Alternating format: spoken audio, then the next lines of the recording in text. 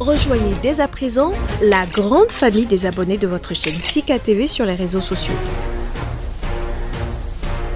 Sika TV, le vrai visage de l'actualité en Afrique, est en direct et en replay sur YouTube. Abonnez-vous et cliquez sur la cloche de notification pour ne rien rater. Nous sommes également présents sur Facebook et sur Twitter.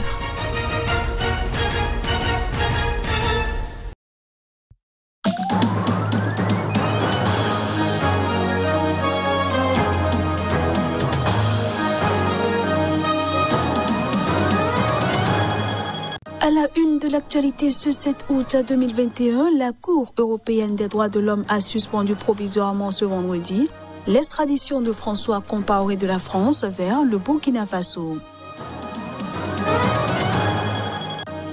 Au moins 15 villageois ont été tués jeudi et vendredi dans 2 attaques attribuées aux rebelles des forces démocratiques alliées ADF. Ces attaques ont eu lieu près de Beni, dans l'est de la RDC. Et puis la Guinée a annoncé ce vendredi un cas probable de fièvre hémorragique à virus de Marburg. Cette annonce intervient alors que le pays est toujours aux prises avec le Covid-19.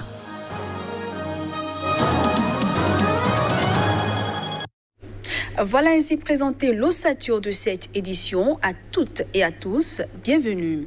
Dans un discours télévisé prononcé à la veille de la fête de l'indépendance de son pays, le président ivoirien Alassane Ouattara a annoncé ce vendredi la mise en liberté provisoire de 69 inculpés arrêtés à l'occasion de la présidentielle d'octobre 2020, marquée par des violences meurtrières.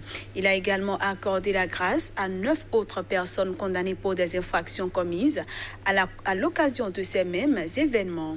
L'examen de la situation d'autres personnes encore détenues se poursuit, a affirmé le chef de l'État.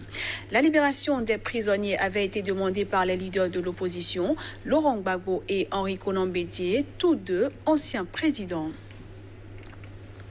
La Cour européenne des droits de l'homme a suspendu ce vendredi l'extradition de la France vers le Burkina Faso de François Compaoré. Le frère du président déchu Blaise Compaoré est mis en cause dans l'assassinat en 1998 d'un journaliste d'investigation, Norbert Zongo. La Cour a décidé d'indiquer au gouvernement français, en vertu de l'article 39 du règlement de la CEDH qui régit la mesure provisoire, que François Compaoré ne devrait pas être extradé vers le Burkina Faso pendant la durée de la procédure devant la Cour, a indiqué dans un communiqué laconique le bras juridique du Conseil de l'Europe. Il avait été saisi par les avocats du requérant après la validation vendredi dernier de l'extradition par le Conseil d'État français. Les mesures provisoires de la Cour ne s'appliquent que lorsqu'il y a un risque imminent de dommages irréparables, souligne la CEDH, qui insiste sur le fait qu'elle ne présage pas de ses décisions ultérieures sur la recevabilité ou sur le fond des affaires en question. Les avocats de François Compaoré, François-Henri Briard et Pierre Olivier ont salué dans un communiqué une décision indépendante et impartiale. La position de la Cour, qui protège désormais Paul-François Compaoré des traitements inhumains et dégradants auxquels il était exposé et lui assure un procès équitable, contredit avec éclat les déclarations du président de la République française, l'avis de la Cour d'appel de Paris, l'arrêt de la Cour de cassation et l'arrêt du Conseil d'État français, hélas unanime pour approuver cette mesure d'extradition, ajoute-t-il. Cette décision n'est pas surprenante puisque la France elle-même s'était imposée la suspension de l'extradition en attendant que la Cour se prononce sur le recours, a réagi auprès de l'AFP Saferiba Issa Fayama, directeur de cabinet du ministre de la Justice du Burkina Faso.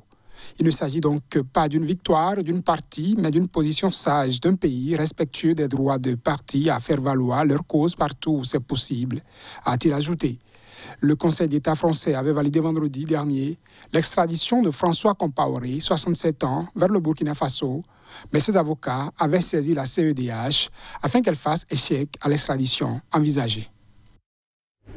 Le président sud-africain Cyril Ramaphosa a annoncé ce jeudi un important remaniement gouvernemental avec 10 nouveaux ministres, notamment à la Défense, aux Finances et à la Santé, dont le titulaire est accusé de corruption. D'importants changements ont été opérés par le président Ramaphosa au sein du gouvernement. Le ministre de la Santé, Zweli Mkhize, 65 ans, médecin de formation largement salué pour sa réactivité face au Covid, avait été placé en congé spécial début juillet suite à l'ouverture d'une enquête pour corruption visant 2 de ses proches au ministère, dans le cadre d'un contrat public pour lutter contre la pandémie. Le président a précisé dans une allocution télévisée que M. Kizé avait demandé de quitter son poste pour apporter de la stabilité à cette fonction importante. Aux finances, Tito Mboweni cède sa place après avoir navigué à travers une période économique particulièrement difficile, a déclaré le président. Dans la foulée des violences terribles, incendies criminels et pillages qui ont secoué le pays mi-juillet, Ramaphosa supprime le ministère de la Sécurité de l'État, rattachant directement cette responsabilité à la présidence. Alors que la défaillance du renseignement a été sévèrement critiquée par l'opposition et de nombreux médias, il a expliqué vouloir que les services de renseignement intérieur et extérieur permettent au président d'exercer plus facilement sa responsabilité de protéger la sécurité et l'intégrité de la nation. Noziviwe Mapiza Nkakula, qui était ministre de la Défense depuis 2012, sera prochainement déployé vers un nouveau poste, a encore annoncé le président, sans autre précision. Si l'importance du remaniement surprend, le départ de M. Kizé à la santé, suspendu depuis début juin, était attendu.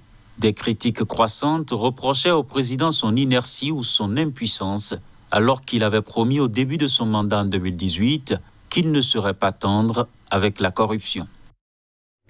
Ce journal se poursuit. L'Afrique du Sud a déployé près de 1500 militaires à Pemba, dans le nord du Mozambique, pour combattre les djihadistes qui terrorisent depuis plus de 3 ans le nord-est de ce pays voisin riche en gaz naturel. C'est ce qu'a annoncé le Parlement sud-africain. L'Afrique du Sud va envoyer 1495 militaires au Mozambique pour combattre les djihadistes qui terrorisent depuis plus de 3 ans le nord-est de ce pays voisin riche en gaz naturel, a annoncé mercredi le Parlement sud-africain. Le déploiement des forces sud-africaines fait suite à l'annonce en juin par la communauté de développement de l'Afrique australe de l'envoi d'une mission de sa force d'attente au Mozambique pour faire face aux attaques qui ont fait plus de 3000 morts. Cette opération devrait coûter à l'Afrique du Sud plus de 984 millions de rands, soit environ 56 millions d'euros selon le communiqué. Des groupes djihadistes connus localement sous le nom d'Al-Shabaab font régner la terreur depuis fin 2017 dans la province de Cabo Delgado, frontalière de la Tanzanie, riche en gaz naturel mais à la population très pauvre. L'Assemblée nationale angolaise a approuvé mardi le déploiement à compter du 6 août de 20 personnels militaires dans le cadre de la mission de la SADC, et le Botswana a envoyé des troupes lundi. Hors de la région, un autre pays africain, le Rwanda, s'est engagé le 9 juillet à déployer 1 millier de soldats au Mozambique. Le président mozambicain Filipe Nyusi, lui-même ancien ministre de la Défense qui se montrait jusqu'à récemment réticent à toute aide militaire étrangère, a salué cette mobilisation lors d'une allocution télévisée dimanche. Ces contingents étrangers vont aider les forces mozambicaines à rétablir la paix et la stabilité, a-t-il assuré, estimant que le pays ne devrait pas être seul dans la lutte contre le terrorisme. Le 24 mars, une attaque surprise d'ampleur contre la ville portuaire de Palma qui a fait des dizaines de morts et des dizaines de milliers de déplacés a particulièrement inquiété la communauté internationale. Au moins 15 villageois ont été tués jeudi et vendredi dans 2 attaques attribuées aux rebelles des forces démocratiques alliées ADF. Ces attaques ont eu lieu près de Beni, dans l'est de la République démocratique du Congo. L'information a été donnée par des représentants de la société civile locale.